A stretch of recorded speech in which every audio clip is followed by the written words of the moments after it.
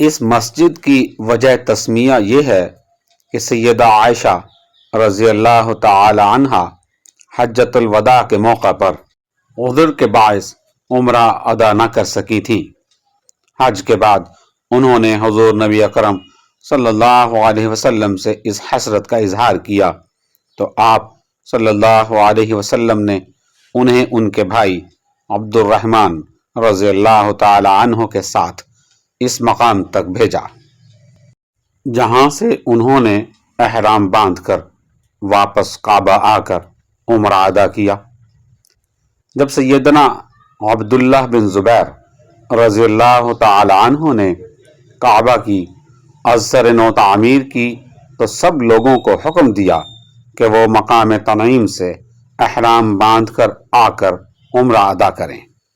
مسجد عائشہ سے حرم شریف کی